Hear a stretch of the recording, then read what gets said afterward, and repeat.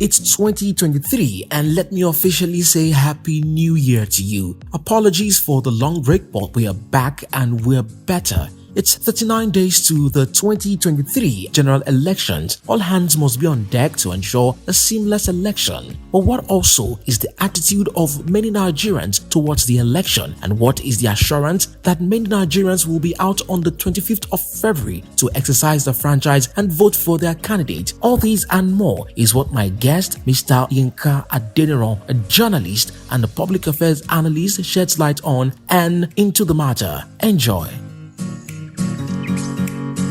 Good day, Mr. Inka. Thank you for joining me on this episode. After a long while, we went to have this conversation like last year, but I guess circumstances, and it's such a privilege to be here. Just straight to the point, looking at Inec, but about 40 days to election now. And of course, a lot of things has been happening. Inec is doing theirs, political parties are doing theirs, candidates are doing theirs, the citizens are doing their own part. But I want to look at Inec, I want to look at the citizen. Democracy started in 1999, though according to history, according to what has been, we've had some slight democratic form of elections. But looking back from 1999, looking at the elections we've had, we see this voter apathy. It seems more like people are not, let's just go and vote, let's just go and, it's like you have to wind people. Of course, Electoral Act came, and it came like a booster for the nation. Everyone was happy. It was like, okay, I think this is good. And there seems to be some sort of energy with citizens. Now, let me get your reaction first. What do you think the energy is like with the citizens? Well, let me start by apologizing that it's taking this long for us to be able to do this. It's what has really been on my mind. It's something I support, and I love this idea we're running. So I apologize. And I also want to thank you for showing understanding. It's not been easy, running here and there, doing a whole lot of things just to make ends meet and, development agenda here and there. So I thank you for that. Yes, the election is here. And I'm sure if this discussion had been on before now, the whole concept, the whole views would have been different. Yeah. Whether anybody likes it or not, it is election year, except God is changing that. And we're here talking about these politicians are there finalizing. It's not about strategy and finalizing, finishing touches, crossing the T's and dotting the I's, just as we have it. Yes, I think as expected, what we call voters apathy is gradually changing. Now, I want to base that on one or two things that we see. Unlike what we used to have 1999 down to today, that we have 1-2 major parties taking the show. And looking at it even from the presidential slots, we're talking about 3-4 major political parties now contesting, and we're discussing the issue somewhere. And it was easy for all of us to agree that there might not be anything like a landslide victory for any party this time around. It's going to be seriously hard fought for majority of the parties. The key places, the major areas that used to be dominated by particular party due to change of allegiance, switch of interests here and there among the party players and politicians, will result in a kind of sharing of the votes to come from those regions. So I was saying that what we call voters apathy is changing. And I want to base this on going by the volume and the level of awareness. A lot of the rallies that these political parties are holding, organizing here and there. You see, look at the turnout. You want to talk about that of the APC, you want to talk about that of the PDP, you want to talk about that of the even Labour Party. So you see people coming out. Yes, people will tell you they keep renting crowd, because it's an economy. Election in itself is an economy. Wow. What people will make during the period of election, some people will not make it until the next 4 years. The kind of money, since this electioneering process starting from the days of congresses, delegates, or what do you call it, a lot of people smile to the bank with millions. And, up until the end of the election. Before then, many people did not make that much. So people see this as economy that they can key into. And so when you say voters apathy, it's too early for us to say voters are not interested until during the election. Yes, I agree. I keep crying every day. We have volumes of PVCs that people would not come and collect. People are not coming. Yes, for us, it's the norm, and it would always be like that. People would give you different reasons why they've not gone to collect their PVCs. 1, many people are dead. 2, a lot of people have relocated. 3, people change location. 4, some people don't even remember where they did it. A lot of factors, a lot of things that aren't working in our system would make that. So for me, voters apathy is too early to say people would not vote. But going by the trend, is it those making the music? Is it those printing the flyers? Is it those doing the jingle? Is it the economy is moving? Though I would say that the way it used to flow, the economy used to be more robust than we currently have. More robust in the sense that even when you listen to the radio, when you see the newspapers, before now, you hear the jingles, you see the billboard, the posters, 2-3 months to election, you see it very heavy. But now there is decline, paucity of fund. A lot of these politicians, they are not ready to start throwing around the funds like they used to do.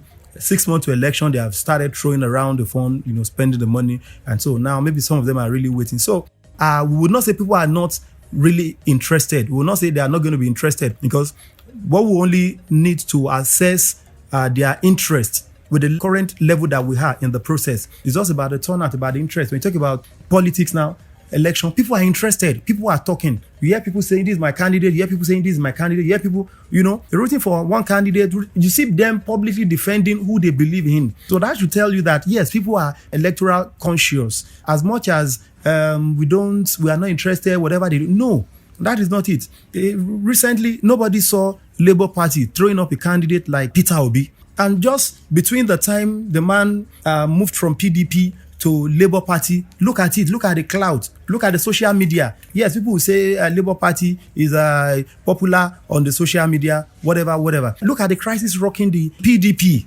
Atiku. Yet, some people are still standing strong and standing by to say, yes, this is our candidate, this is our preferred candidate, and we're going to stick to this. Irrespective of what some persons are saying, what some people are saying, we're still going to stick to it. Look at the candidate of the APC. Some people have the mentality that he will steal all our money. He has eaten enough. He has stolen enough. Yes, some people are standing. They are out there saying, this is the man we need. This is a solution. Look at political programs. Go to political discourse. You see people coming with fresh ideas, fresh information on why they feel this is who will do this job. And when you look at the summation of all their interests, all of them, either for Labour Party, either for APC, either for PDP, either for NNP, those are the 4 major parties I want to mention for now. We still have some others with presidential candidates. You see, one of the key things, the baseline for all of these 4 major parties and their supporters pushing for them, is still the point that they know that they believe that their candidate has the key to turning around our current situation, to bring about a kind of change that will better the life of the people. So by and large, you see, people are still interested. People are still so much interested. Now, even with the entrance of the Labour Party, you can imagine it's never been like that. The social media is agog with Peter Obi. So, and the youth, that is the terrain of the youth. What does that tell you? They are also conscious. Even if they will not vote, even if you not translate to vote, they still know how to throw brickbats at people. They still know how to wash some other persons just because they want to push their candidate. Yes, it's too early for us to say, will that translate to electoral victory or not? But the current stage we have, they are doing well in doing what they are doing. The current stage we have is pushing your candidate, selling your candidate, showing interest in a particular candidate, pushing for a particular candidate, showing the willingness to do, and that's the stage we have. And that is the stage everybody go to all joints. People talk about it. The volume of people who talk about there shouldn't be election, we are not interested, has declined. Unlike what we used to have. So people are really talking about it. People are really talking. Ask people, just throw it. People will give you, they might have reasons to defend one candidate. They will also have reasons to condemn other candidates. That's to tell you they are politically conscious. So for me, voters apathy or not, it's too early for us to conclude that people are not interested. Going by the current stage of the process that we are in. Now, as far as popular participation is concerned, I think it's agreeable to say that talk is cheap. So I want to ask, what does it take to make people want to come out and vote? What will it take? I know that Inec has assured several times, media organizations on TV, on radio, radio presenters, TV presenters, always in their shows saying that, there's need for everyone to get their PVC. But what does it take to build a genuine interest in people to want to come out and vote on an election day? It takes a whole lot. It takes a little. Maybe I put it takes a little whole lot. What is that little whole lot? You as a person. Little drops of water makes a mighty ocean. It takes you to make up your mind that yes, I want to play my role. It takes I to make up my mind that I want to play my role and I'm going to play it. Come whatever. Yes, people will tell you. I remember back in those days, on election day, government will declare public holiday. But people that should vote, you see a lot of the young guys playing football. That's the day they enjoy football. You see a lot of men, especially in the southern part here, a lot of them, that's when they sit down at home and rest. They sleep. You see a lot of people using it to watch movie in their house. Some people, it is gist. They spend the time with the family and all the rest. That used to be. But until you and I now makes up our mind to say, okay, it is my responsibility, it is my duty, it's my service to my nation. It doesn't matter what the outcome is. Yes, people will tell you that a lot of times they have been voting, their wishes are not reflected. It is changing. It is changing. That's why you see INEC introducing a whole lot of dynamics here and there. Now, it used to be PVC. Before, when we started, it used to be one logbook. You go and look at it, your name, rigging was possible. At another time, they introduced PVC, and now it is beavers. We are moving. The democracy of about over 2 decades, growing at this rate, is not doing badly. Looking at our population, looking at infrastructural deficit and a whole lot that would have made it easier. We're talking about people making up their mind. And why am I saying you and I making up our mind to play our role? It is we deciding to look away from whatever we call the challenges. I've had people tell me that yes, they want to collect their PVC. The process was difficult, was cumbersome, was crazy, and they got pissed off. 2 days, I went there, I wanted to collect, I couldn't collect. I've had people say, I got to this place, they say it's another place. I got there, nobody was there. People tell you a lot of stories, but yet we still have people who would go there, get it effortlessly. We still have people who go there who have different stories as to how they got their PVCs. So it's always a combination of the two. So the challenges may be there in terms of access to the facilities. The challenges may be there in terms of securities. Are we sure thugs will not come up? When we started, it used to be ballot box snatching. You see cutlass, you see gun, they just go. People are afraid, they don't want to go. But the level we are running now, the coming election, if the words of INEC, it's what we can run with, it means even if you steal, you have stolen zero, the whole vote there will be cancelled.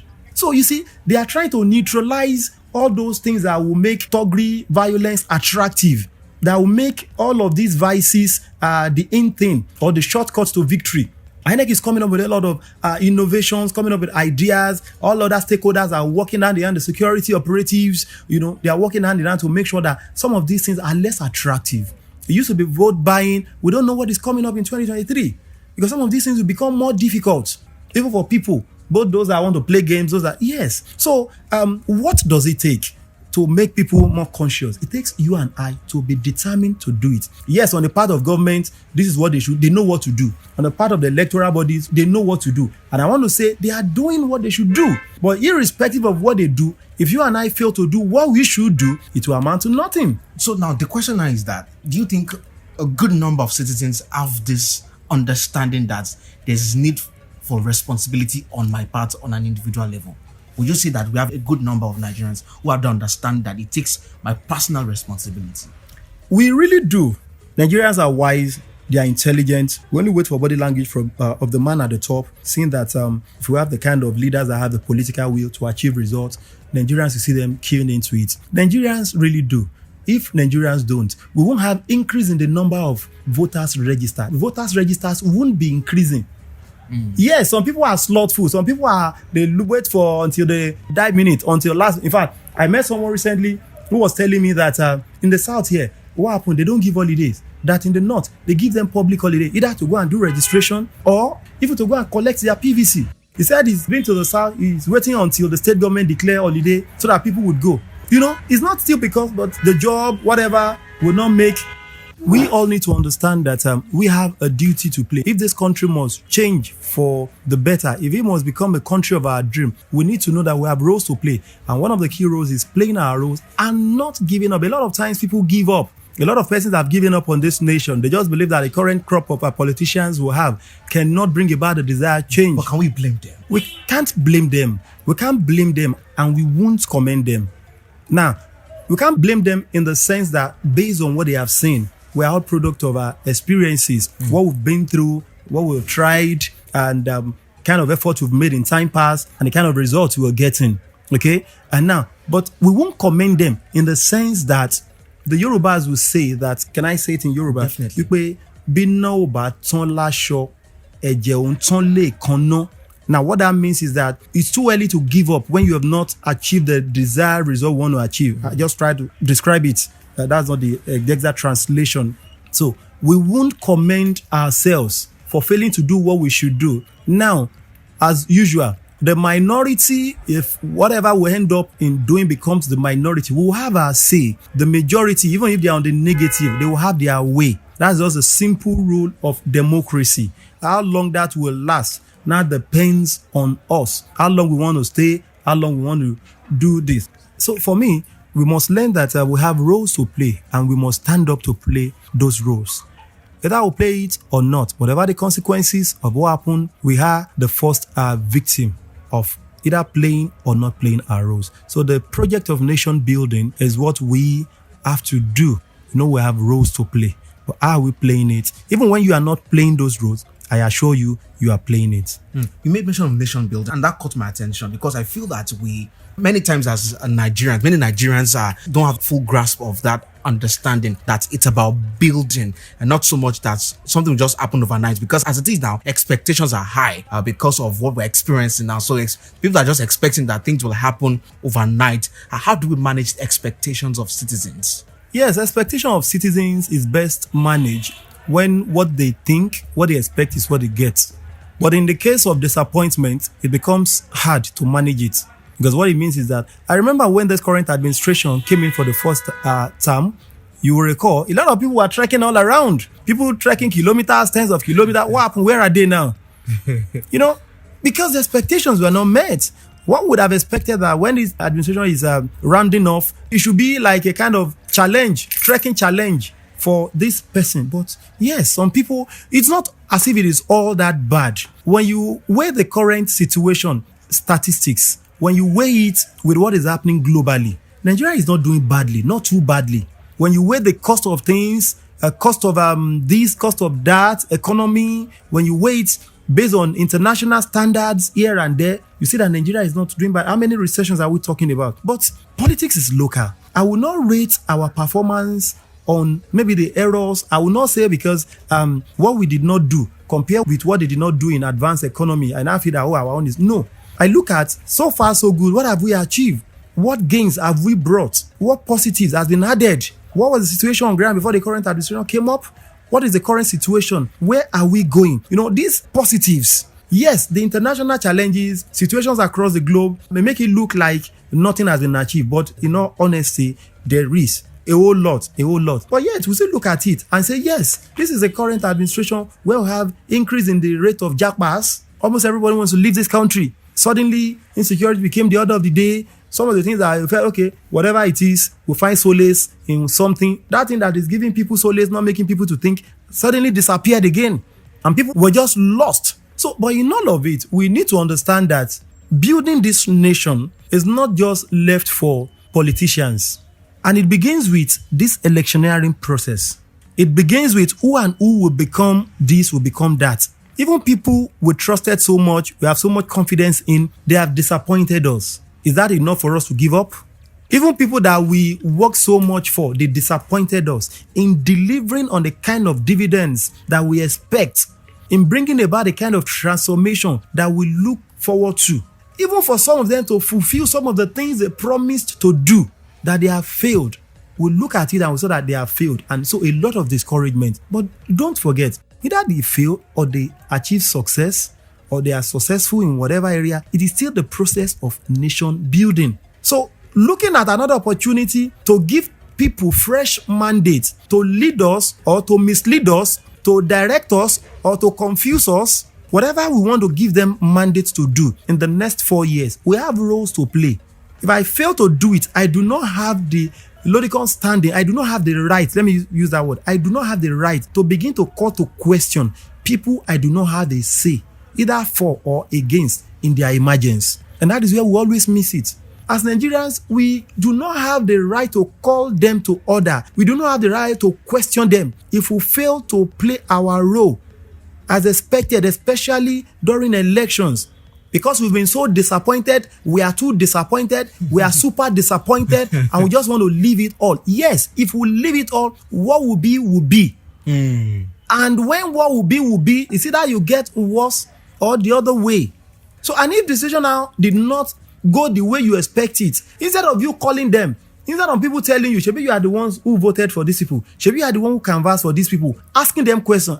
This is what you told us you would do. And that was why we supported you. We would have lost that right, that power, because we do not play our own role. Yes, it's our franchise. Yet, it is also a duty we owe this country for us to do.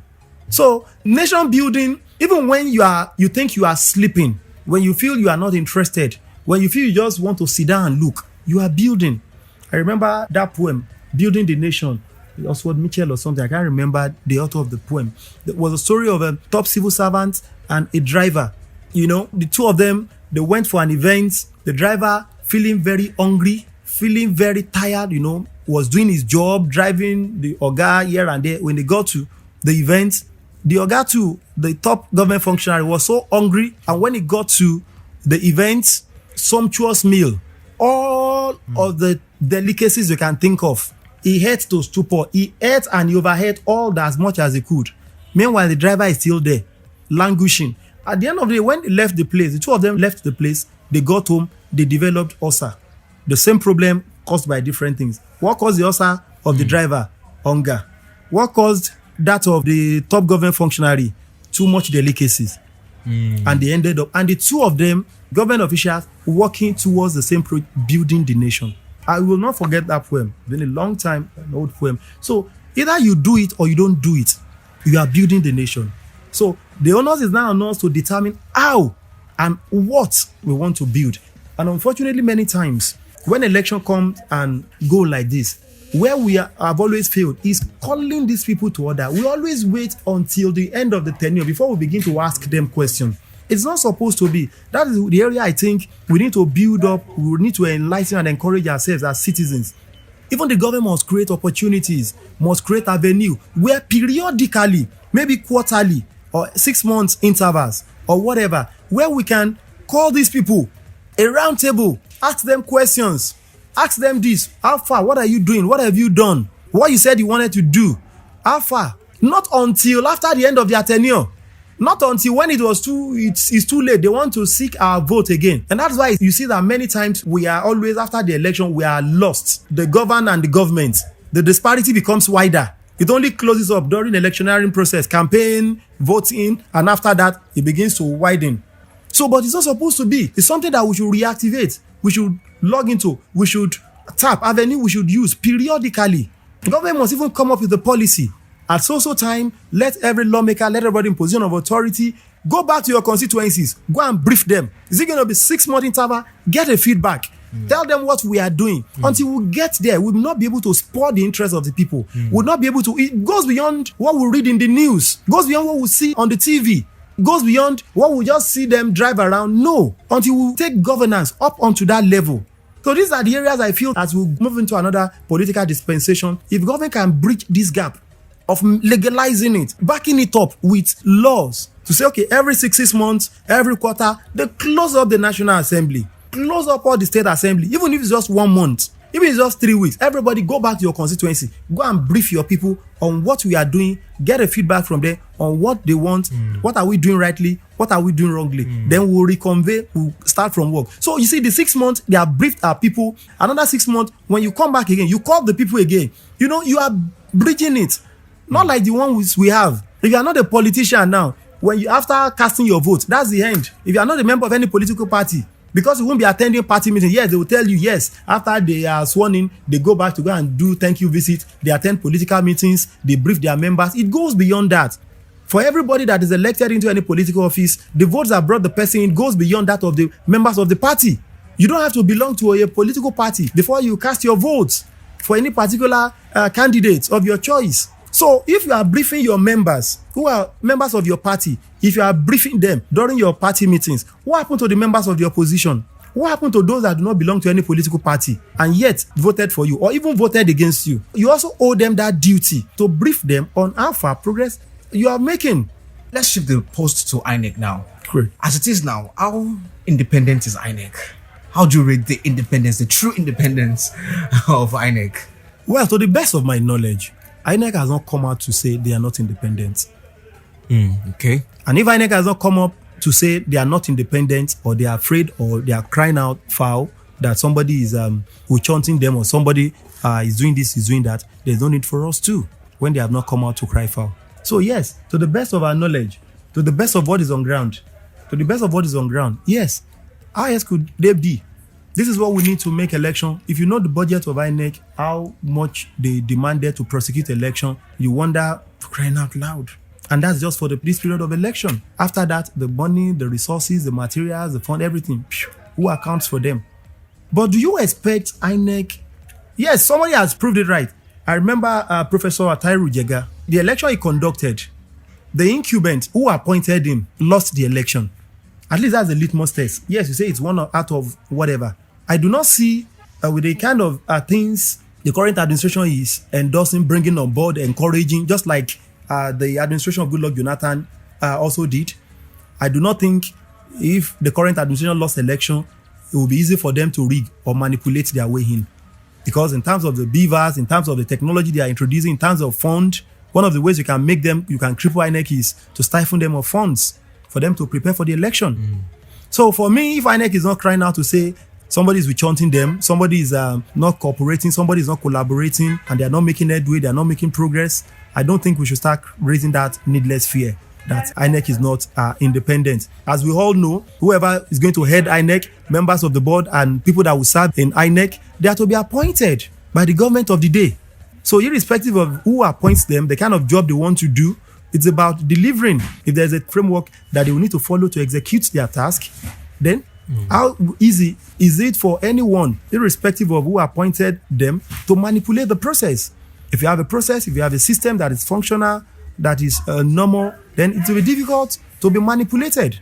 So that's how I say it. So as it is now, looking at how INEC has been coming from, looking at where they've been coming from, they've done a whole lot. Just like you said, the funds have been released and INEC has been giving us updates. Yes, I cannot authoritatively tell you how much has been released. Let me put that for the record. I cannot say categorically how much of the fund they requested, except I well in the budget as a last year it was 305 billion. So I can't tell you authoritatively. I think the whole news is there just for us to Google.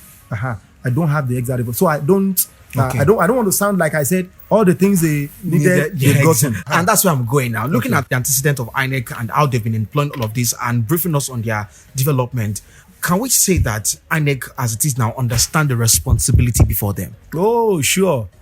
Even the current INEC chairman knows the task in his hands. It's gotten to the level whereby failing the country in terms of election is now a taboo. Is that what you will not escape? Yes, everybody, they understand the task at hand. It's election, you know what it means. It's a transition period. It's a time when you rejig. It's a time when you refresh. It's a time you listen to the yearnings, desires of the people. Yours is just to ask, what do you want of all these options? Okay, this is what you wanted.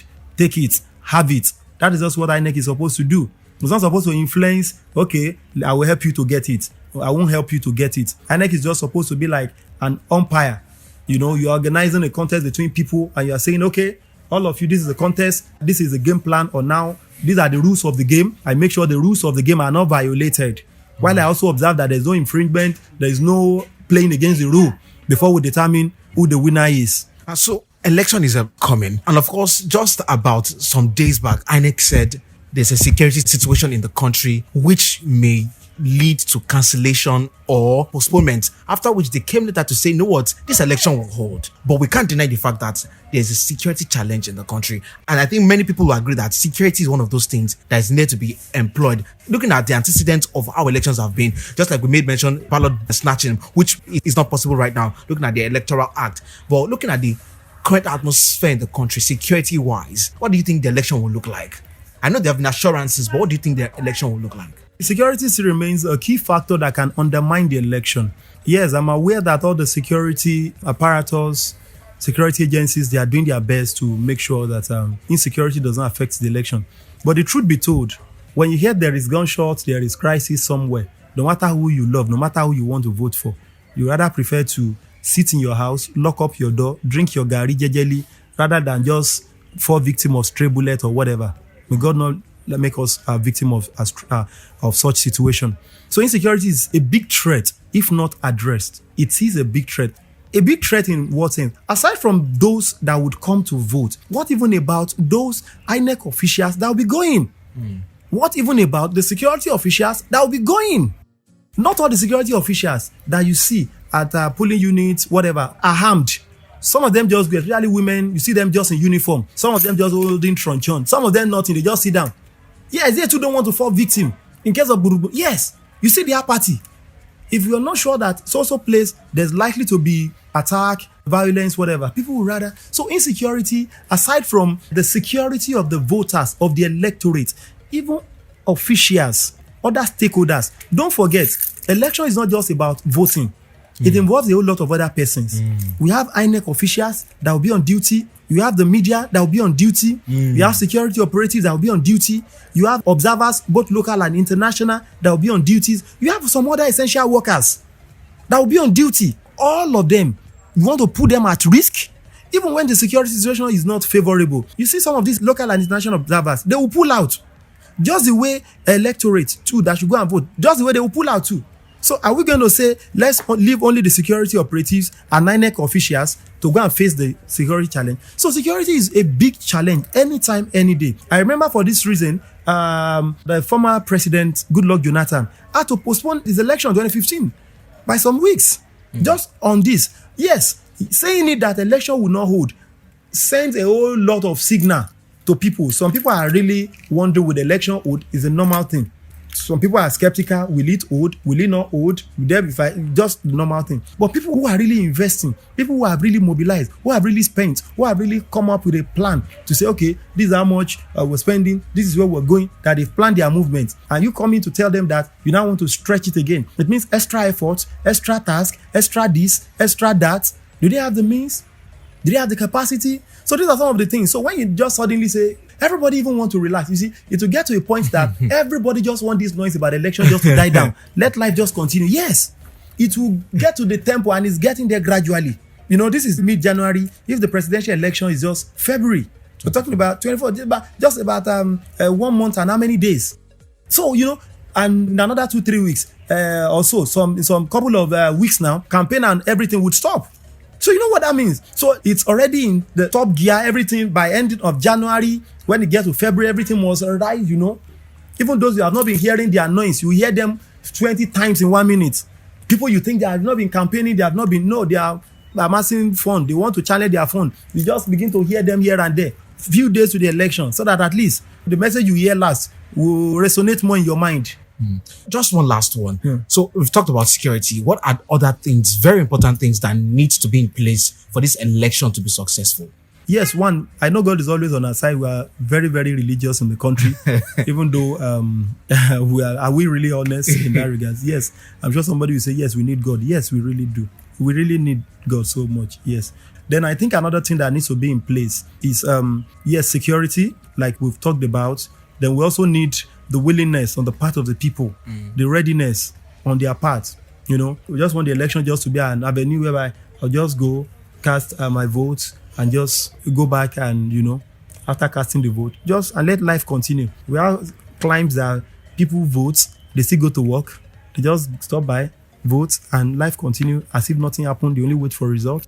You know, we know it's going to be public holiday. Yeah, we know a whole lot going to come with a lot of fun. They also need to know in whatever we do that Nigeria belongs to all of us. We need a kind of change of orientation. These so-called desperate politicians, they're still going to use people, fellow Nigerians, to cause mayhem on other Nigerians. We need people to have a kind of change mindset, to be determined that irrespective of what is on the table, irrespective of what I stand to gain, the interests of the country stand utmost. What is the essence of going because of somebody else's ambition, somebody else's career? They use it as a tool to destroy the lives of some other persons. There are people that fell victim of last election, many people that have not recovered. There are many lives that have been affected and that have not regained the things they have lost. Of what benefit? What is in life? And who knows? We can only trust God that, yes, aside from their party, the noise, the distance, let the best candidate emerge. Not rooting for anybody, but let the best candidate and let the wishes of the people let it reflect. Man, thank you very much, Mr. Inka, for Always this a explosive pleasure. session. I hope to meet you some other time and to discuss You know, Nigeria. I'm always a call away. Thank you very much. This project called Nigeria, it's our project, and all of Yes. us, we have to play our role. Just to, I've had people who told me that there is nothing good that can come out of Nigeria, and I said no, I don't believe that. A whole lot. We've not even started harnessing our potentials. Yes, I know we're finding it. The only issue we have is a leadership. If we get it right there, forget every other thing will fall in line. So, and I believe we will get there. We will get there. Very soon. Thank you very much. Thank you very much. And that's it on this week's episode of The Insider. Thank you so much for listening, and please stick around for more exciting episodes. Also, subscribe to my channel from wherever you listen to podcasts. Shout out to my sound engineer, Tom Lucky Media. Until I see you next time, I say stay lifted.